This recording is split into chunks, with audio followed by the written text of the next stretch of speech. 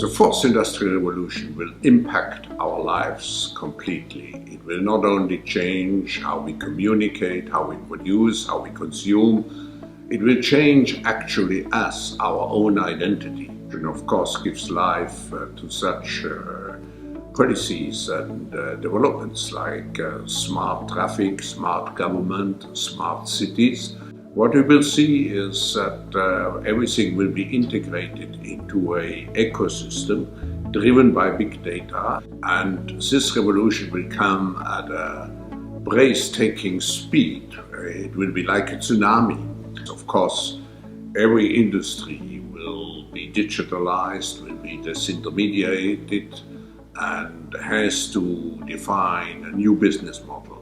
But it's not only business which is affected, it's government which has to move over to agile government, it is society as a whole, with the danger of job losses, but also with the need to reskill and upskill people fast.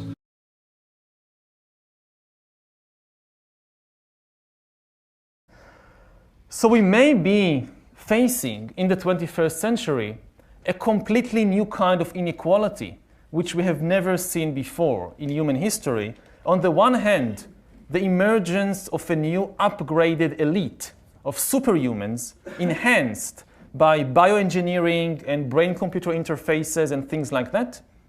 And on the other hand, a new massive useless class, a class that has no military or economic usefulness, and therefore also no political power. We are probably one of the last generations of Homo sapiens.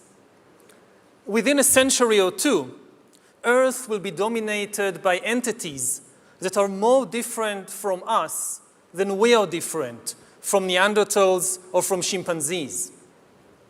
Because in the coming generations, we will learn how to engineer bodies and brains and minds. These will be the main products of the economy, of the 21st century economy. Not textiles and vehicles and weapons, but bodies and brains and minds. Now, how exactly will the future masters of the planet look like? This will be decided by the people who own the data. Those who control the data control the future not just of humanity, but the future of life itself. Because today, data is the most important asset in the world. Now, why is data so important? It's important because we've reached the point when we can hack not just computers, we can hack human beings and other organisms. There is a lot of talk these days about hacking computers and email accounts and bank accounts and mobile phones, but actually we are gaining the ability to hack human beings. Now, what do you need in order to hack a human being? You need two things. You need a lot of computing power, and you need a lot of data, especially biometric data. Not data about what I buy or where I go, but data about what is happening inside my body and inside my brain. You can really summarize 150 years of biological research since Charles Darwin in 3 words. Organisms are algorithms. This is the big insight of the modern life sciences. That organisms, whether viruses or bananas or humans, they are really just biochemical algorithms. And we are learning how to decipher these algorithms. Now, when the two revolutions merge, when the infotech revolution merges with the biotech revolution, what you get is the ability to hack human beings. And maybe the most important invention for the merger of infotech and biotech is the biometric sensor that translates biochemical processes in the body and the brain into electronic signals that a computer can store and analyze. And once you have enough such biometric information and enough computing power, you can create algorithms that know me better than I know myself. And humans really don't know themselves very well. This is why algorithms have a real chance of getting to know ourselves better. We don't really know ourselves. To give an example, when I was 21, I finally realized that I was gay after living for several years in denial. And this is not exceptional. A lot of gay men live in denial for many years. They don't know something very important about themselves. Now imagine the situation in 10 or 20 years when an algorithm can tell any teenager exactly where he or she is on the gay-straight spectrum, and even how malleable this position is. The algorithm tracks your eye movements, your blood pressure, your brain activity, and tells you who you are. Now, maybe you personally wouldn't like to make use of such an algorithm. But maybe you find yourself in some boring birthday party of somebody from your class at school, and one of your friends has this wonderful idea that I've just heard about this cool new algorithm that tells you your sexual orientation, and wouldn't it be a lot of fun if everybody just takes turns testing themselves on this algorithm as everybody else is watching and commenting? What would you do? Would you just walk away? And even if you walk away, and even if you keep hiding from your classmates or from yourself, you will not be able to hide from Amazon and Alibaba and the secret police. As you surf the internet, as you watch videos or check your social feed, the algorithms will be monitoring your eye movements, your blood pressure, your brain activity, and they will know.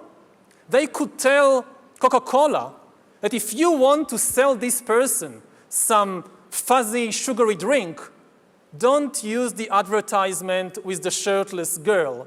Use the advertisement with the shirtless guy. You wouldn't even know that this was happening, but they will know, and this information will be worth billions. Once we have algorithms that can understand me better than I understand myself, they could predict my desires, manipulate my emotions, and even take decisions on my behalf. We are seeing the formation of more and more sophisticated surveillance regimes throughout the world, not just by authoritarian regimes, but also by democratic governments. The US, for example, is building a global surveillance system, while my home country of Israel is trying to build a total surveillance regime in the West Bank. But control of data might enable human elites to do something even more radical than just build digital dictatorships. By hacking organisms, elites may gain the power to re-engineer the future of life itself. Because once you can hack something, you can usually also engineer it.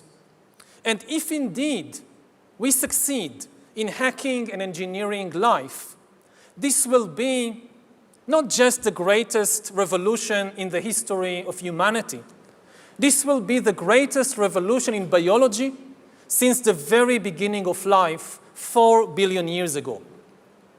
For 4 billion years, nothing fundamental changed in the basic rules of the game of life. All of life, for 4 billion years, dinosaurs, amoebas, tomatoes, humans, all of life was subject to the laws of natural selection and to the laws of organic biochemistry. But this is now about to change. Science is replacing evolution by natural selection with evolution by intelligent design. Not the intelligent design of some god above the clouds, but our intelligent design and the intelligent design of our clouds, the IBM cloud, the Microsoft cloud. These are the new driving forces of evolution. And at the same time, science may enable life, after being confined for 4 billion years to the limited realm of organic compounds, science may enable life to break out into the inorganic realm. So after 4 billion years of organic life shaped by natural selection, we are entering the era of inorganic life shaped by intelligent design. This is why the ownership of data is so important. If we don't regulate it, a tiny elite may come to control not just the future of human societies, but the shape of life forms in the future. So how to regulate the data, the ownership of data? We have had 10,000 years of experience regulating the ownership of land. We have had a few centuries of experience regulating the ownership of industrial machinery. But we don't have much experience in regulating the ownership of data, which is inherently far more difficult because unlike land and unlike machinery, data is everywhere and nowhere at the same time. It can move at the speed of light, and you can create as many copies of it as you want. So does the data about my DNA, my brain, my body, my life, does it belong to me, or to some corporation, or to the government, or perhaps to the human collective? At present, big corporations are holding much of the data, and people are becoming worried about it.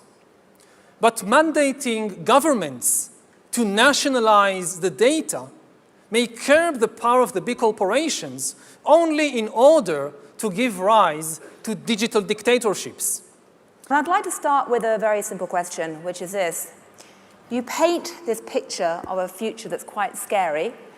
How soon do you expect that future to be here? I mean, how soon could we be dealing with digital dictatorships? I think that the timescale is decades. I mean, in 200 years, I guess there won't be any sapiens left. There'll be something completely different.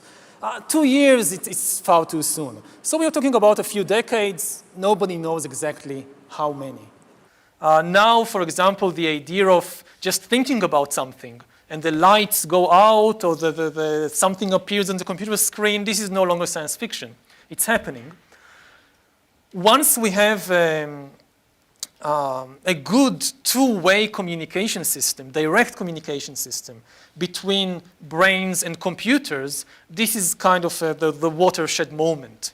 I mean, once you have a good two-way, nobody has any idea what happens after that. It's kind of like the screen comes down and a completely different show begins. For example, if you have a good two-way communication system directly between brains and computers, it also means you can connect several brains together to create an inter-brain net with because it's the same system, the same communication system. And nobody has any idea what this means for things like identity. Who am I when I can access directly the brain of another person?